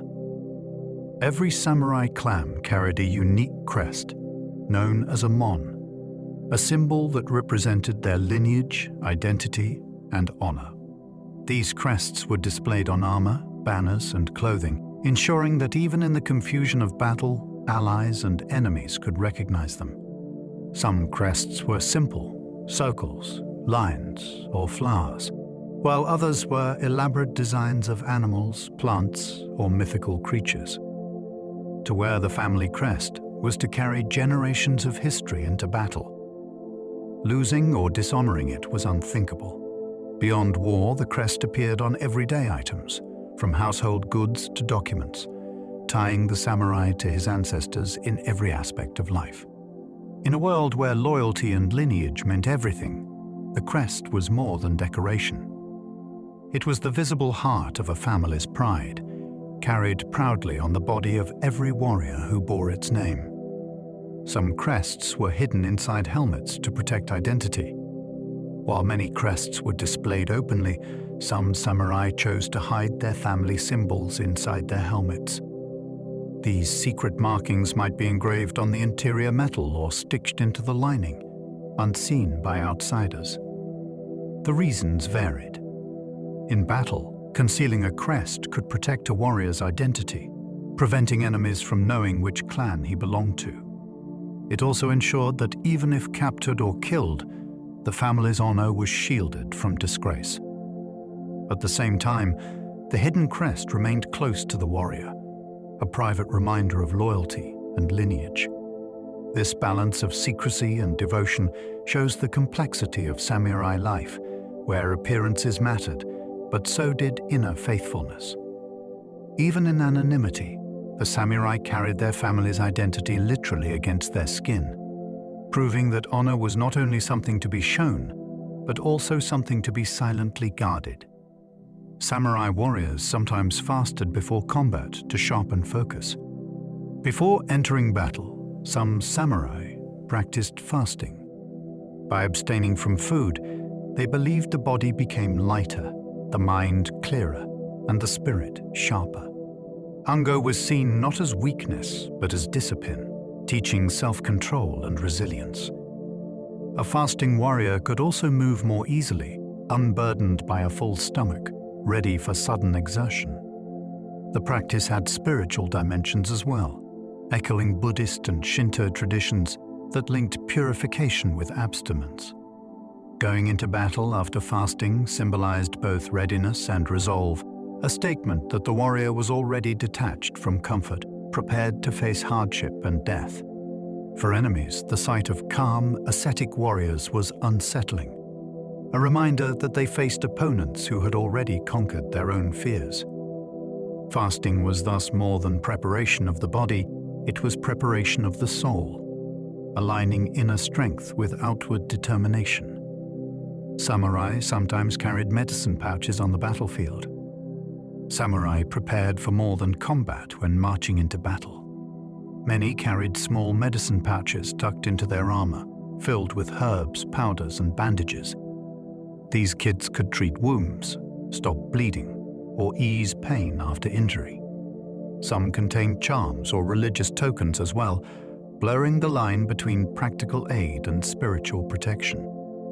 In a world without modern medicine, even minor injuries could prove fatal, so carrying remedies was a matter of survival. For a warrior, tending the body was as vital as sharpening a blade. Chronicles mention mixtures to boost energy, calm nerves, or protect against infection. The sight of these pouches reveals the samurai's awareness that war was not only about courage, but also endurance.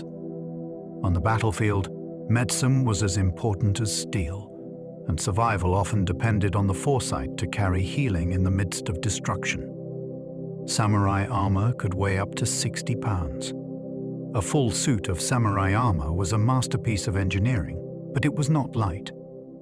Depending on the design, it could weigh as much as 60 pounds. The armor was carefully balanced, distributing weight across the body so that a warrior could still move quickly, ride a horse, or fight effectively. Plates of iron or steel were laced together with silk cords, supported by lacquered leather, creating a system both flexible and strong. The burden of carrying such weight required training and endurance, but it also created a sense of transformation. When fully armored, a samurai became something more than a man, a figure encased in centuries of tradition and protection. Despite the heaviness, the suits were designed for mobility, allowing warriors to kneel, draw, and strike. The armor's weight was a constant reminder of the discipline required to live the life of a samurai. Some samurai practiced fighting in rivers and swamps. Battles in Japan were not always fought on dry fields. Rivers, marshes, and swamps could become battlegrounds, and samurai trained to fight in such environments. Warriors learned to wade through water in armor, to keep balance on slippery ground, and to strike while half submerged. Spears and polearms were especially useful, giving reach even when mobility was slowed. Fighting in water tested endurance as much as skill. Armor grew heavy when soaked, weapons dragged in the current, and footing was uncertain. Training in these conditions ensured that samurai were prepared for any situation, turning nature itself into part of their practice. Stories tell of duels fought in rivers, where splashing water mingled with the clash of steel. For the samurai, mastery meant not only excelling in ideal conditions, but also remaining unshaken in chaos. To train in rivers was to accept that war respected no boundaries of terrain. Samurai trained in swimming with armor to escape drowning. Armor was both protection and danger. In water, its weight could drag a warrior down, making drowning a real threat. To counter this, samurai practiced swimming while wearing armor, building the strength to keep themselves afloat despite the burden. Some clans trained in castle moats or rivers, testing techniques for survival. Warriors learned to move slowly, using controlled strokes, or to shed certain pieces of armor quickly if needed. The training was grueling, demanding both physical power and calm focus. It was also practical. Many battles took place near rivers or involved sieges where crossing water was unavoidable. A samurai who panicked in water risked not only his life, but the honor of his clan. Swimming in armor was thus a way of proving mastery over both body and fear, showing that even the most dangerous conditions could not overwhelm discipline. Some swords were polished so sharply they could split hair. The sharpness of a samurai's blade was legendary. Skilled polishers could refine the edge until it was so fine it could slice a strand of hair dropped onto it. The polishing process was itself an art, using different grades of stones over weeks to bring out both sharpness and beauty. A master polisher revealed the blade's patterns, the shimmering Haman line, while ensuring the edge was as lethal as possible. For samurai, a well-polished sword was not only a weapon, but a reflection of their honor. The sight of a blade gleaming with near-mirror brightness spoke of discipline and care. To test sharpness on hair was symbolic as much as practical, proof that perfection had been achieved. Such swords were not merely tools of battle, they were objects of awe, embodying both artistry and the terrifying potential of steel honed to absolute precision. Some swordsmiths refused to sell blades to enemies of their clan. Swordsmiths were not just craftsmen, they were guardians of reputation. Many took deep pride in their work, believing their blades carried not only skill, but also spirit. Some refused to sell to clans considered enemies, fearing that their art would be turned against their own people. In certain cases, smiths swore loyalty directly to a lord, making swords exclusively for his retainers. The decision was practical as well as symbolic. If a sword bore a maker's signature, its use in dishonorable acts would reflect on the smith's name. Refusing to arm rivals protected both reputation and loyalty. This bond between craftsman and warrior reveals the depth of trust within samurai culture. A sword was not simply bought, it was bestowed, linking smith and wielder in shared responsibility. In this way, even the act of forging and selling a blade was guided by honor. Samurai sometimes fought duels at night under lantern light. While many imagined samurai duels in bright fields or open courtyards, some were fought at night, illuminated only by the soft glow of lanterns. These nighttime encounters carried an eerie atmosphere. Shadows flickered, light shifted with the wind, and every movement became harder to read. Warriors had to rely on instinct and heightened senses, making the duels as much a test of perception as skill. In such dim conditions, silence was broken only by the sound of blades meeting. The tension was extraordinary. Even spectators described the scenes as unforgettable. Night duels often carried an added sense of danger, for visibility was limited and missteps were easy. Yet for the samurai, they also symbolized courage. To face an opponent in the uncertain glow of lantern light was to show absolute readiness, proving that honor was not bound to time, place, or circumstance. They trained in both mounted combat and hand-to-hand grappling. Samurai education was comprehensive. Warriors trained not only in swordsmanship and archery, but also in mounted combat and bare-handed grappling. Riding skills were crucial for charging and retreating, while wrestling techniques, known as jujutsu, were vital when weapons were lost. Jujutsu taught leverage, locks, and throws that could disable an opponent even in armor. Combining mounted combat with grappling gave the samurai adaptability across situations, from duels to chaotic battlefield scrambles. A warrior might begin on horseback with bow or spear, dismount to fight with sword, and if disarmed, continue with hands alone. This breadth of training reflected their belief that discipline must prepare them for every possibility. The blending of horse, weapon, and body created warriors who were versatile and resilient. To be a samurai was not to rely on one skill, but to embody mastery in many forms of combat. Samurai armor included thigh guards to protect horse riders. Mounted samurai needed protection beyond the chest and arms. Armor often included large thigh guards, or heidate, which were worn over trousers. These consisted of cloth panels lined with small plates of iron or leather, arranged to flex with the rider's movements.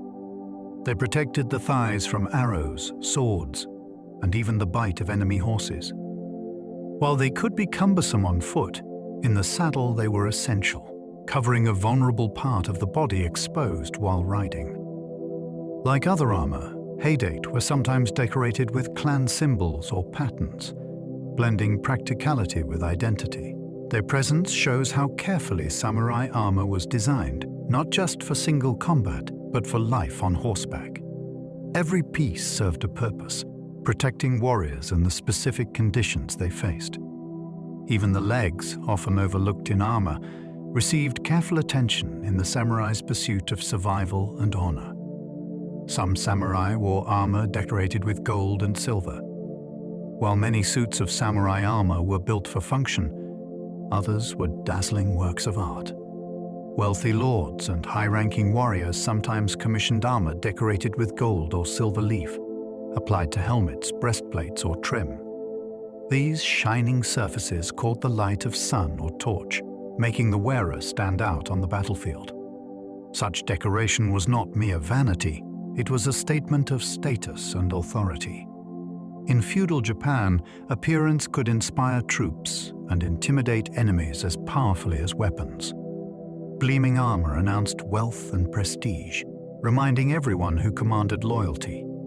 At the same time, the use of precious metals carried spiritual meaning, linking the warrior to purity and divine favor. Even in war, beauty mattered. Samurai armor reflected not only the practical demands of survival, but also the cultural belief that strength and elegance should always walk side by side. Samurai wore sandals made of straw even in battle. The footwear of the samurai was far simpler than the elaborate armor worn above it. Many went into battle wearing sandals made of woven straw, called waraji. Lightweight and inexpensive, they allowed warriors to move quickly and quietly across fields, forests, or castle grounds. The simplicity came with drawbacks. They wore out quickly, sometimes after only a single day of marching. Armies carried extra pairs, and attendants followed samurai with bundles of replacements tied at their waists. Despite their fragility, waraji reflected the samurai ideal of practicality. A warrior did not need gold or leather when straw could serve the purpose. The sandals were part of the larger culture of endurance, proof that elegance could be found in resilience. Even the greatest lords once stood in shoes made of grass, walking into history on soles woven by hand. Some samurai went into battle barefoot for better grip. Not all samurai wore sandals in combat. Some preferred to fight barefoot, believing it gave them stronger footing on muddy, uneven, or slippery ground. Bare feet allowed them to grip surfaces more firmly, especially in Japan's humid climate, where sandals could slide on wet soil. Training barefoot was common from childhood, so many warriors felt natural balance and strength without footwear. Going barefoot was also symbolic, a sign of toughness and readiness to endure discomfort. In some accounts, samurai removed their sandals before duels, stripping down to the essentials in preparation for life-or-death combat. The act suggested that skill and confidence mattered more than material protection. Bare feet were not weakness, but rather proof of discipline. On the battlefield, where every step could decide survival, the choice to go without sandals showed how deeply samurai trusted in their own bodies as much as their weapons. Other armor was built silent, designed for stealth attacks. While some samurai armor jingled loudly to intimidate, others wore suits designed to make no sound at all. These silent armors minimized the use of metal fittings, with plates tied together using cords or hidden hinges. Warriors dressed this way could move through the night without alerting enemies, making them ideal for ambushes or surprise raids. The contrast between noisy armor and quiet armor reflected two sides of warfare: psychological intimidation versus stealth and cunning. Silent armor allowed a warrior to blend into darkness, appearing suddenly like a phantom. Chronicles tell of night attacks where enemies awoke surrounded, having never heard the approach of stealth-clad samurai. The existence of such designs shows that samurai warfare was far more complex than duels in daylight. Victory could depend on shadows, silence, and subtle movement, just as much as on open displays of force. Samurai often trained with spears as much as with swords. Although the sword became the symbol of the samurai, it was not always their primary weapon. The spear, or yari, was often more practical in large-scale battles. Its long reach allowed samurai to keep enemies at a distance, fight against cavalry, and maintain formations in the chaos of war. Warriors trained extensively with spears, practicing thrusts, sweeps, and counters with as much devotion as swordsmanship. The yari also worked well in group combat, where lines of spearmen could act as a single wall of steel. In many wars, spears claimed more lives than swords. For the samurai, skill meant versatility. To master both blade and spear was to be prepared for any battlefield. The later rise of the sword as the symbol of their class was less about practicality and more about philosophy. Yet behind that image stood centuries of warriors who trusted the yari first. Some spears were over 4 meters long and hard to block. Samurai spears came in many forms, but some were extraordinarily long, reaching lengths of more than 4 meters. These massive weapons turned a single warrior into a living barrier. With such reach, a samurai could strike opponents before they came close, holding entire groups at bay. In cavalry battles, the length gave an advantage against charging horses, piercing through armor or disrupting momentum. Fighting with a spear of this size required strength and skill, as balance and control were difficult. Yet in trained hands, the weapon was devastating. These oversized yari shifted the dynamic of battle, turning distance itself into a weapon. Their existence reminds us that samurai warfare was not only about individual duels, but also about formations and tactics. A 4-meter spear was less a personal blade than a tool of the battlefield, extending the warrior's power far beyond arm's reach. Samurai armor was designed to be dismantled quickly for repairs. Samurai armor may look permanent and rigid, but it was built to be taken apart. The plates were laced together with silk cords that could be untied, allowing pieces to be removed, replaced, or repaired. On long campaigns, this flexibility was vital. Damaged armor could be mended in camp, and adjustments could be made for comfort or weather. This modular design also made armor easier to transport, as suits could be broken down and packed into smaller bundles. The practicality reveals how samurai life was not only about battle, but also about preparation and care for equipment. Armor was a companion, requiring maintenance and attention like a trusted horse or sword. The ability to dismantle and restore it quickly gave warriors confidence, knowing that their protection could always be renewed. What appears as unbroken steel was, in truth, a living system of parts. Some helmets contained hidden messages from ancestors. Inside the metal or lining of some helmets, samurai families placed inscriptions, prayers, or messages from ancestors. These hidden words were not meant for public display, but for the warrior alone, pressed close against the head with every movement. They might include blessings, warnings, or reminders of family duty.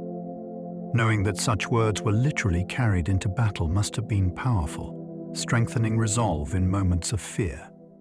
For some, it was as though the voices of generations whispered from within the helmet, guiding and protecting the warrior. This practice shows how deeply spiritual and familial connections were woven into samurai life. A helmet was not only armor, it was a vessel for memory and legacy. Even as steel guarded the body, the words of ancestors guarded the spirit, ensuring that no samurai entered battle entirely alone. Samurai banners were so large, they needed assistance to carry.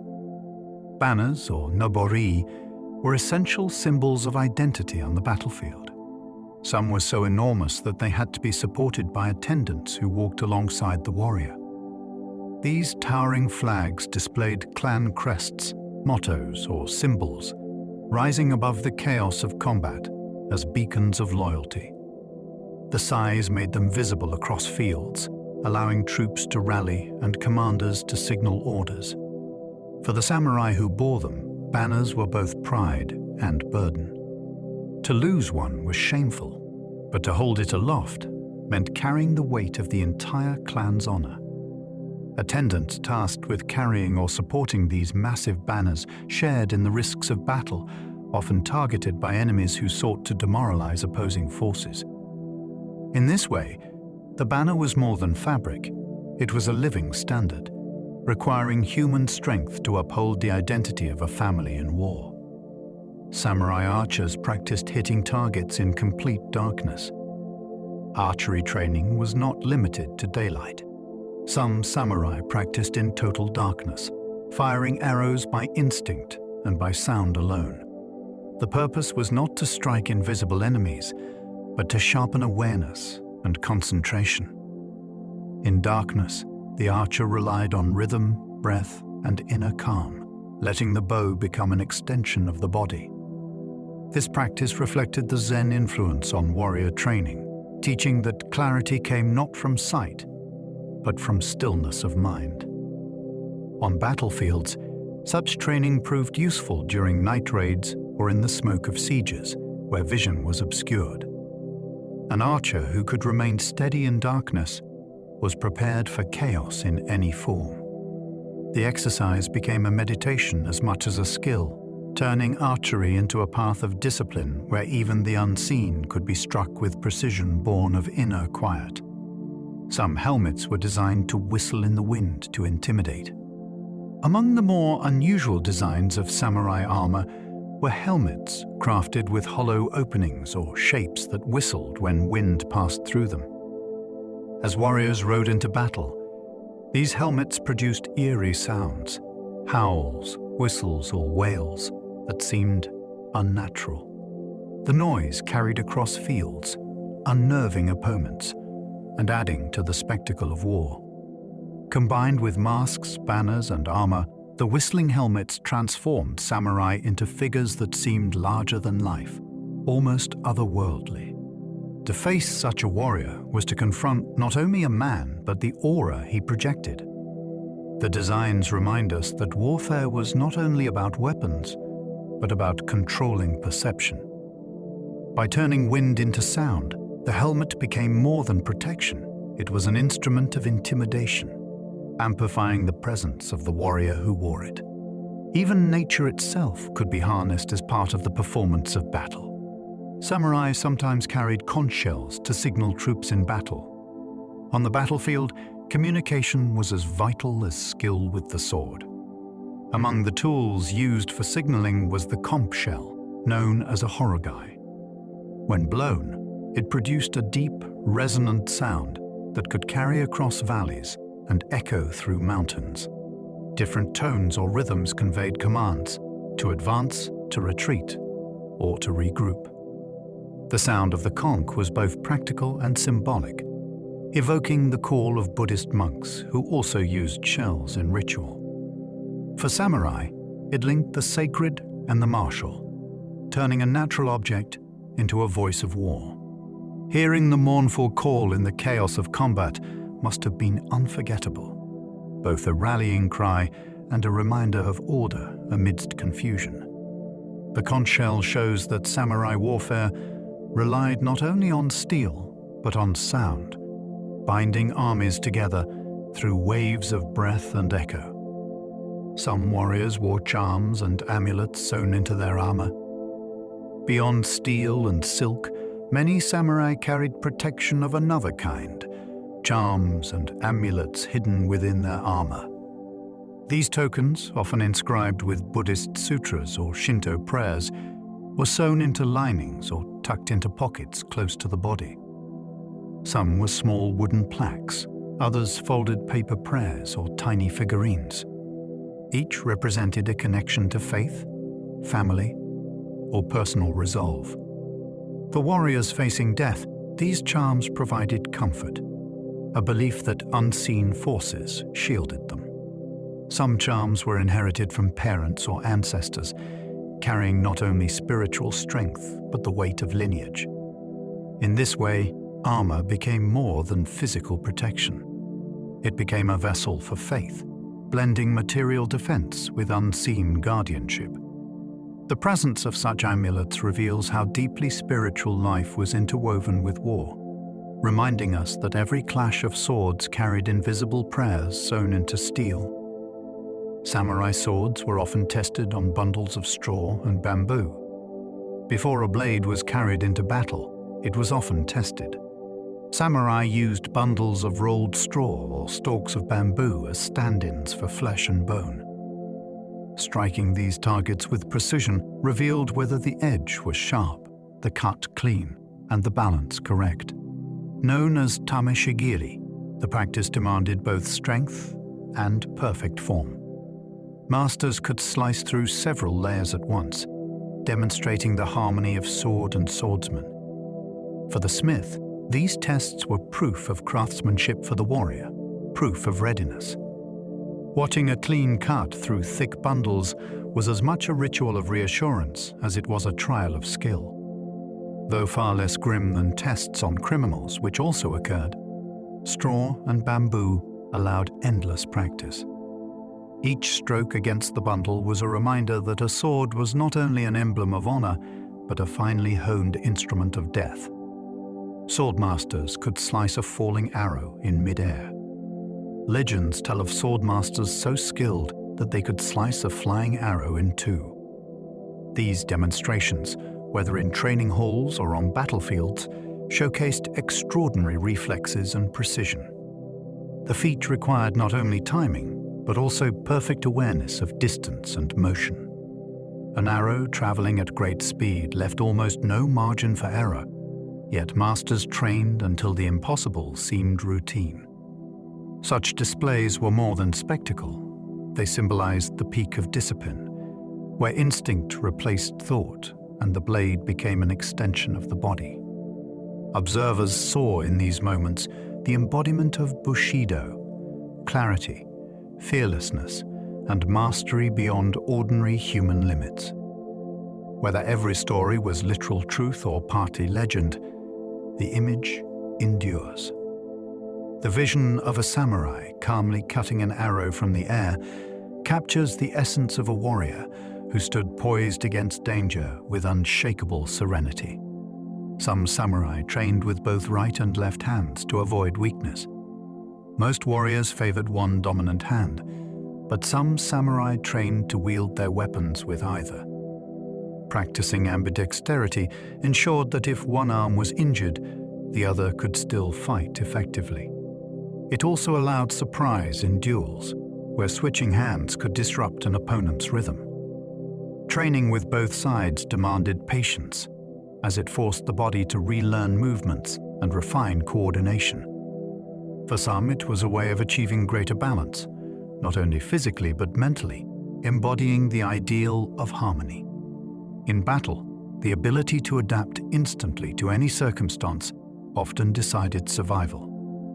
Ambidextrous warriors demonstrated the principle that a true samurai left no weakness unaddressed. To master both hands was to prove absolute dedication, ensuring that even in injury or exhaustion, the warrior's strength endured. The lesson was clear. Resilience is built by preparing for every possibility, even the most unlikely. Lacquer made armor resistant to fire, as well as rain. Samurai armor was often coated in lacquer, a glossy substance derived from tree sap. At first glance, it gave armor a polished beauty, but its purpose was far more practical. Lacquer made the plates resistant to water, preventing rust, and it also offered surprising protection against fire. In sieges, when flaming arrows or burning oil might rain down, lacquered armor reduced the risk of catching flame. The coating also strengthened the underlying material, binding silk cords and leather together. Applying lacquer was a meticulous process, with multiple layers brushed on and left to cure over time. The result was armor that could withstand the elements, as well as the enemy. To wear lacquered armor was to carry both protection and elegance, a fusion of nature's resilience and human craft. Even in the heat of war, the samurai carried a subtle shield born from trees and patience. Some samurai became monks after retiring from battle.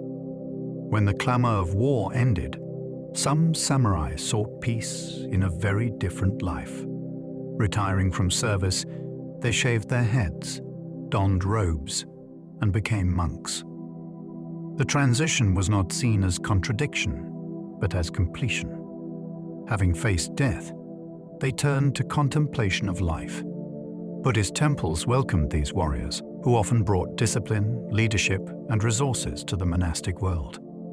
Some became teachers, others poets, and a few continued to influence politics from within religious orders.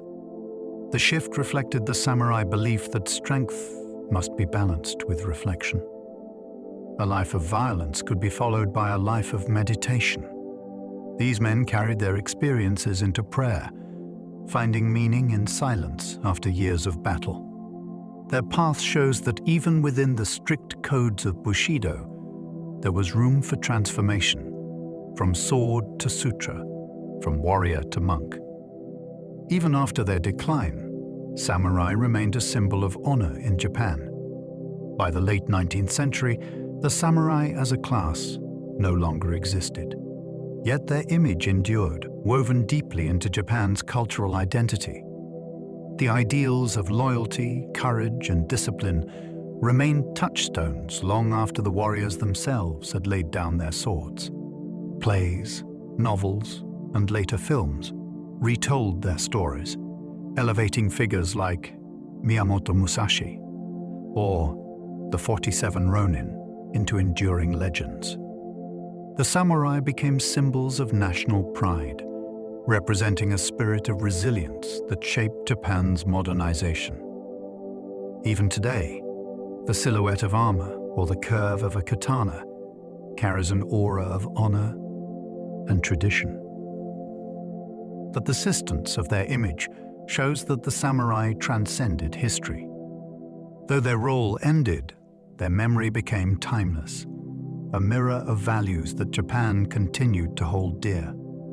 The warrior class dissolved, but the spirit of the samurai never truly left the nation's soul. Samurai culture deeply shaped Japan's schools, art, and even business ethics today. The influence of the samurai stretched far beyond the battlefield. Their values of discipline, loyalty, and perseverance filtered into Japanese society in lasting ways. Schools adopted principles of rigorous training, respect for teachers, and moral development inspired by Bushido. Art and literature reflected samurai themes of impermanence, duty, and harmony. Even in modern business culture, echoes of samurai ethics remain: loyalty to a company, respect for hierarchy, and dedication to collective success.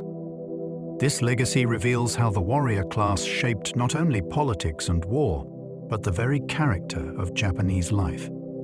The ideals they lived by, sometimes harsh and unforgiving, also offered stability and purpose.